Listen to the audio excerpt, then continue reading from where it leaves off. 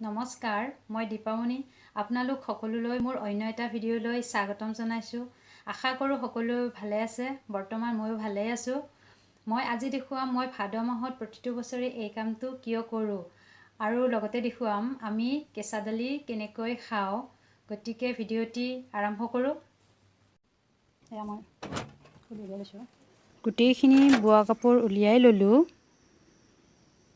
পাছত এটা ভাজতে থৈ দিওঁ, গতিকে সেই ভাজটোত দাগ পৰি যায় আৰু বগাবিলাকত বিশেষকৈ বোৱা কাপোৰত বেছিকৈ চিনি পায় যে ৰঙা ৰঙা দাগ পৰে।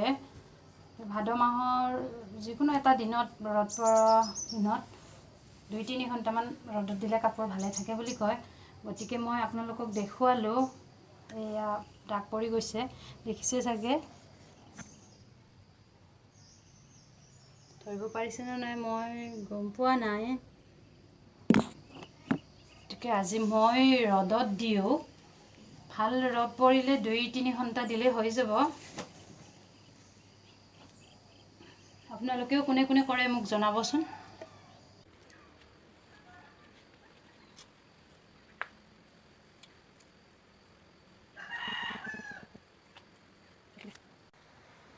প্ৰায়খিনি মেলা হৈ গৈছে। বৰ্তমান 2-3 ঘণ্টামান এনেকৈ ৰ'দত দিয়াৰ পিছত মই পুনৰ আকৌ জাপি পিনে থৈ দিম। আগৰ যিটো ভাজত আছিলে সেই ভাজত নথওঁ, এতিয়া বেলেগ এটা জাপত ভাজত জাপি পিনে থৈ দিম। এতিয়া আহিছোঁ কেঁচা দালিৰ ৰেচিপি।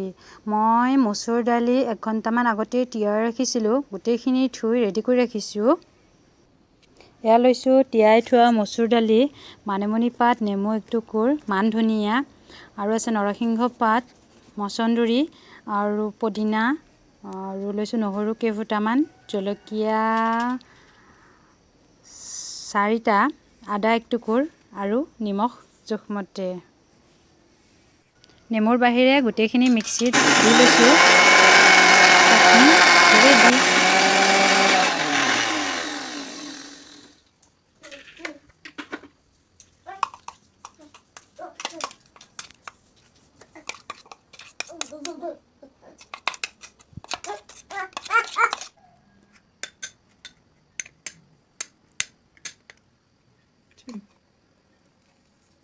ভিডিঅ'টি চাই কেনে পালে জনাবলৈ নাপাহৰিব আৰু শেষত সকলোলৈ বহুত বহুত ধন্যবাদ।